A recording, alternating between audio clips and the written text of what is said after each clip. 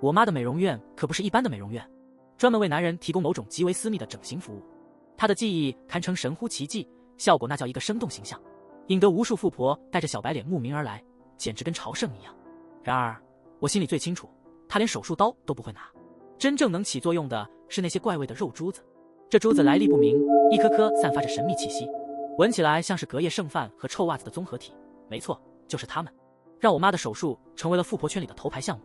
一场手术收费高达10万，固定每个月只做10场，雷打不动，绝对不加班。今天正好是这个月的最后一场。李姐推着她最新的小白脸过来了，这小白脸看起来简直嫩得能掐出水，一看就是李姐最近宠上的宝贝。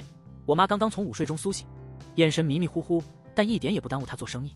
你们可能以为我妈酷得像个艺术家，做事随性潇洒，但只有我知道，真相远没有这么浪漫。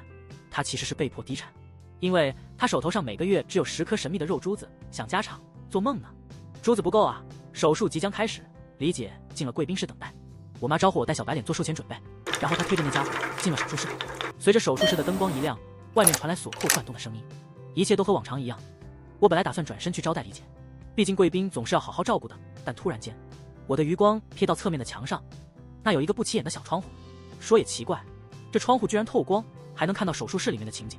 我的心跳突然加速，想到了几天前的事情。那时因为天气热得像火炉，手术室靠阳的窗户被晒裂了，玻璃上全是裂纹。我妈便找人把手术室所有的窗户玻璃都换了一遍。看来安装师傅一定是粗心大意，把那扇小窗户的单向玻璃装反了。于是奇怪的事情来了，我妈在手术室里究竟有什么要遮掩的呢？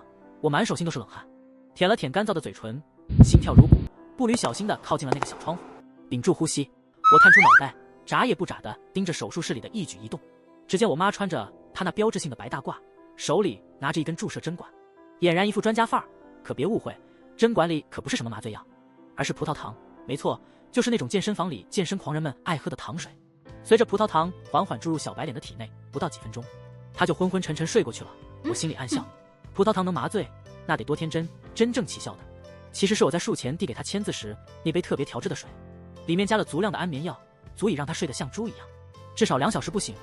我妈这么大费周章，不过是为了她在那些富婆眼里继续保持神秘的超凡技艺。毕竟大家都觉得她是男科界的神话。当小白脸彻底昏睡后，我妈一副淡定自若的模样，利落地开始了手术。我这才见她从旁边的匣子里拿出一颗，哦天啊，那颗肉珠子，它的味道在空气中弥漫开来，酸臭诡异的让我差点憋不住想捂鼻子。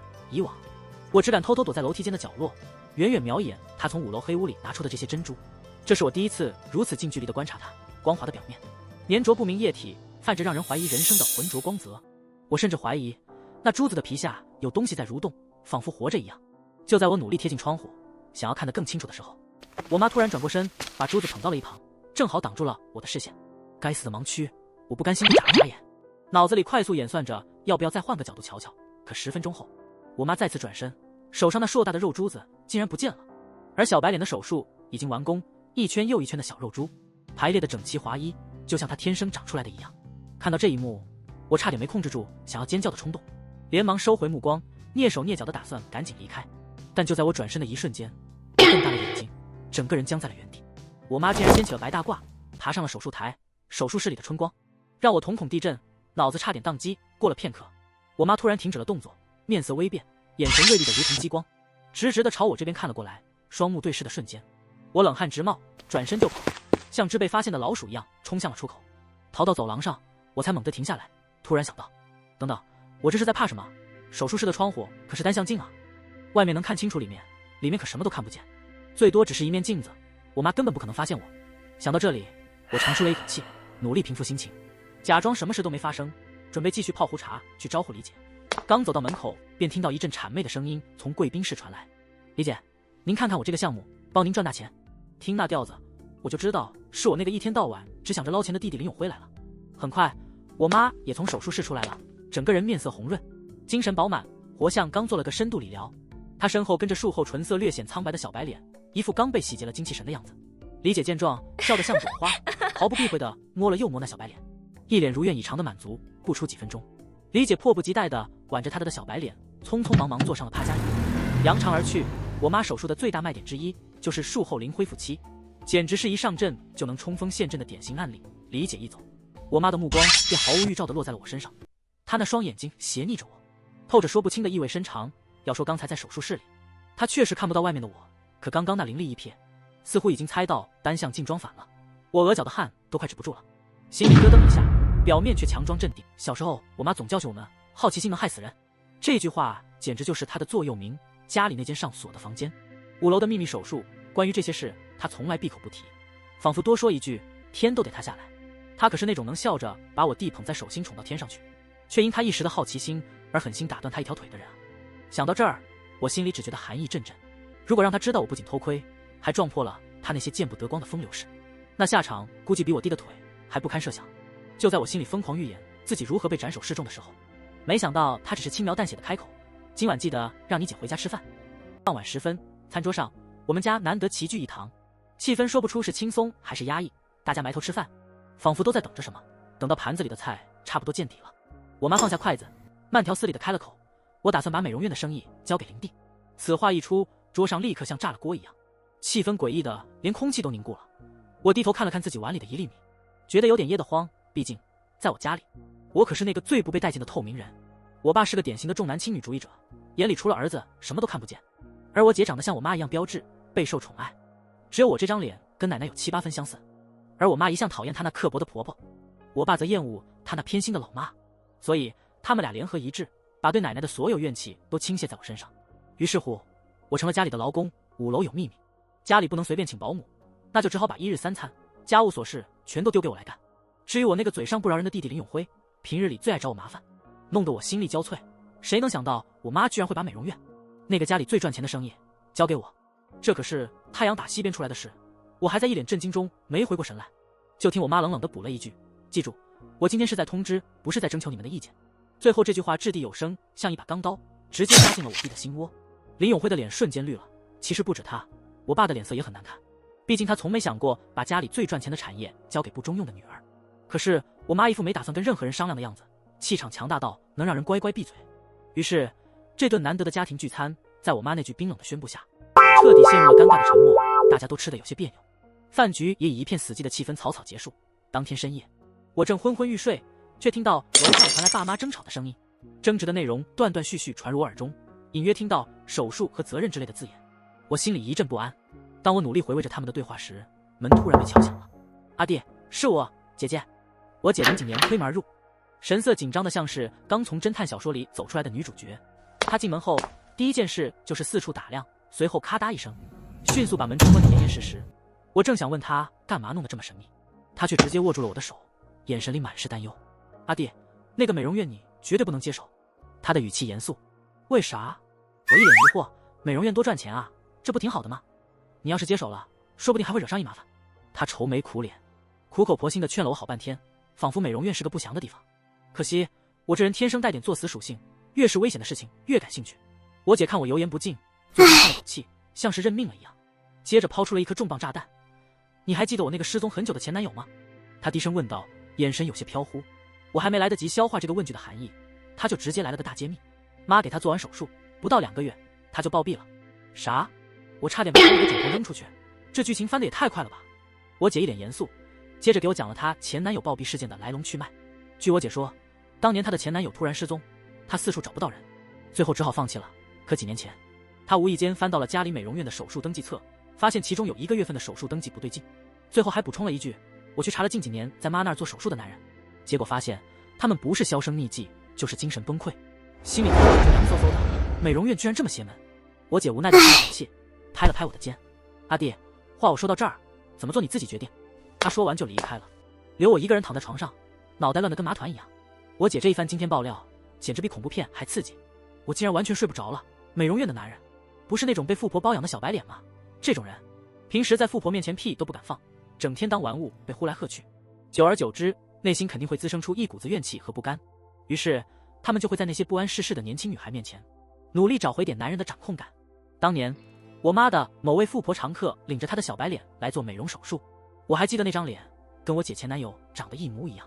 妈一眼就看穿了这个男人的伎俩。我姐不过是她用来证明自己还有点存在感的工具罢了。为了不让我姐伤心，我妈当时让我闭嘴，玩得有点过火，毕竟这事儿不怎么光彩。富婆们一合计，直接砸钱封了她的家人口，匆匆埋了她了事。我姐的警告虽然有些离奇，但不可否认，确实提醒了我，毕竟我妈的美容院回头客里，不少富婆身边的小白脸2年一换。这种规律，以前我以为只是他们喜新厌旧。宣布要把美容院交给我之后，第2天一早，我妈就命令我跟她去5楼的黑屋。这地方我一直都很好奇，但昨晚不知为何，我反常的睡得特别死，居然错过了闹铃。赶到的时候已经晚了，我站在门口，心里发虚，小心翼翼地推开门。我妈正站在那儿，满脸不耐烦，瞪着我。对于我来说，这再熟悉不过了。稍有不如意，她总喜欢把怒气撒在我身上，尤其是当着我姐的面，她好像更爱摆出这个权威母亲的姿态。我老老实实跟在她后面，住在2楼的我，每上一层楼，空气中的腥味就越发浓烈。这股味道我早已熟悉，正是来自那间神秘的黑屋。可今天这味道似乎比以往更加刺鼻，让人有种说不出的不安。终于我们到了5楼，眼前的场景让我和我妈都瞬间愣住了。黑屋外面全都断了，琐碎的七零八落，屋门虚掩着，门缝里还有明显的被撬开的痕迹，地上随意丢着一把剪断钳和一柄斧头，看样子是被暴力破坏。我妈脸色瞬间煞白，手指颤抖着拿出手机，立马打开了监控录像。自打小时候，我和我姐好奇这屋里有什么，偷爬门缝被抓之后，爸妈就不放心的在每个楼层都装了监控摄像头。她紧攥着手机，眼睛死死盯着屏幕。录像里，昨晚后半夜，我弟弟林永辉竟然偷偷摸摸的爬上了5楼，他拿着剪断钳，咔咔2下就把黑屋的锁链剪断了。然而，发现最里面还有一道电子锁后，他好像失去了耐心，直接挥起斧头朝门缝砍去，用蛮力把门劈开了。这个不知死活的臭小子，我妈脸都气绿了，狠狠盯着屏幕，仿佛恨不得把林永辉从录像里拽出来打个半死。看着我妈的脸色，我也猜到了这些。她一边急得团团转，一边忽然冲我喊：“快去老街理发店把红妹喊过来！”老街理发店的红妹打着理发店的旗号，背地里做皮肉生意。这周围的人都知道，平时她跟我妈走得近，似乎还有些不清不楚的合作。说来也奇怪，每次遇到棘手的事情，我妈总是第一时间想到她。我还没来得及问喊红妹干嘛，我妈的手机再次亮起，我看见她脸色变得更加阴沉。监控录像显示，林永辉在进了黑屋之后就再也没出来过。我的心瞬间提到了嗓子眼，现在看来，可能还真有什么不为人知的秘密。我妈见红妹来了，二话不说，猛地拽住她的手，直接把她往那间神秘的黑屋推去。红妹明显一头雾水，根本没搞清楚状况。我妈的动作利落得让人猝不及防，她推开虚掩的门，硬生生把红妹丢了进去，然后迅速将门一关，仿佛害怕有什么东西会窜出来似的。屋内传来了红妹的怒骂声，想必她被这突如其来的待遇气得不轻。疯了吧？她在屋里叫嚷着，嗓门越发高亢。然而就在短暂的沉默后，屋内突然爆发出了一声撕心裂肺的死人了！红妹的声音带着极度的恐惧，尖锐的像是玻璃划过铁皮，听得我心头一震。这句话宛如引爆了我妈心中紧绷的弦。她本来就因为弟弟的事焦头烂额，红妹这一嗓子彻底让她失去了理智，什么都不管了。她猛地推开大门，直直冲了进去。随着外面的光线透进屋里，我终于得以一窥这间黑屋的全貌。屋内极其空旷，四壁毫无装饰。然而这一切并不是最令人毛骨悚然的。在屋子中央有一个供台模样的桌子，桌上摆着一团我难以形容的东西，那是一团浅色的微微透明的肉块，肉块轻轻地蠕动着，像是活的，仿佛在一呼一吸。而它的腹中竟然孕育着一颗通体黏腻的珠子。我认出来了，这颗珠子正是我妈用来做美容院手术的肉珠。我小时候曾在她房间里见过一次，她当时还让我碰都别碰，说是我们家发家致富的法宝。当天下午，林永辉被救护车送进了医院，医生给他做了全身检查，结果显示一切正常，身体毫无损伤。可他就是像个植物人一样昏迷不醒。我爸妈因为这事闹得不可开交，剑拔弩张，差点就要当场手撕了对方。就在他们争得不可开交时，病房里突然来了一名不速之客。这女人模样年轻，面带微笑，神情却透着几分诡异的从容。她打量了我爸妈一眼，淡淡说道：“我有办法救你们的儿子，只不过代价是以物换命。”她那带着笑意的目光转向我爸妈：“你们靠那邪物赚了这么多钱，时候也该物归原主了吧？”听到这句话，我爸妈脸色瞬间惨白，仿佛一下子想起了什么，眼中闪过慌乱与恐惧。也是那一天，我终于得知了这一切的真相。那个肉珠根本不是什么美容神器，而是一个吸取生命力的邪物。它的功效越来越厉害，但维持的时间却越来越短，自然也只能在圈子里销声匿迹。那些接受不了现实的，不是精神崩溃，就是干脆结束自己的生命。而那些接触过这种男人的女人呢，她们一个个都上瘾了。这就是为什么我姐的前男友会死得那么快。我妈担心她术后去祸害姐姐，所以在手术时给她用了3颗肉珠。她本以为加强剂量会让她迅速萎缩，彻底成为废人，没想到2个月后她便暴毙身亡。这么多条人命，终于让我的爸开始感到害怕了。但我妈却因沉迷于荣华富贵，不愿关闭美容院，于是他想出了一个妙招，把美容院交给我，让我替他继续赚钱。如果真惹出什么事，也正好让我这个最不受待见的女儿去背锅。10几年过去了，我爸妈都没想到，当年老道士那句再见之日竟然应验了。如今，一个名为方念的女道士出现在我们家，她正是当年老道士的弟子，熊阳太岁，至阳至阴，其腥臭气味就是所谓的魅毒。你们儿子吸入了大量魅毒，又没及时排解，所以昏迷不醒。女道士淡淡一笑，但不用担心，我有办法救他，不过得以物换命。想救他，就把熊阳太岁交出来。我爸连1秒都没犹豫，马上答应了。其实这些年他早就恨死了这邪物，但我妈却迟疑了。她虽然重男轻女，但更爱她自己。和那些男人接触后，她容光焕发，仿佛找到了延缓衰老的秘方。只要和用过阳珠的男人交好，甚至可以永葆青春。作为太岁的供养人，她早已习惯了这样的生活。贪恋这份不老的诱惑，女道士给了3天的考虑时间。我妈始终不愿交出熊阳太岁，可既然要以命换命，那就拿她的命来换吧。供养人不愿，的确谁也拿不走熊阳太岁，但如果供养人不在了呢？几天后，新闻头条登出了一则富豪杀妻的报道。报道说，因妻子出轨，一名男子因躁郁症发作，用暴力交单将妻子活活打死，家中的监控录像就是证据。涉案男子当场被警方控制。我妈死了，熊阳太岁没了供养人，被女道士方念带走。他说要将他封印，再也不让这邪物害人。去找红妹的路上，我与方念做了一场交易，我帮他拿到熊阳太岁，而他则帮我撒了一个谎。其实解我弟的魅毒只需要一剂治阴的中草药即可，但我借着他的嘴切掉了林永辉的命根。他醒来后看到新闻报道上我妈的死讯，情绪崩溃，冲过来与我扭打在一起。然而很快他就没了声音，因为在争执中，我故意扯下了他的裤子。大庭广众之下，他那男不男女不女的身体暴露在所有人面前。最终他疯得无法自理，被我顺理成章送进了精神病院。后来我爸妈死了，林永辉疯了，家产由我和我姐平分，我拿着分到的几千万去投资，逐渐实现财富自由。此后许多想攀附我的小白脸主动找上门。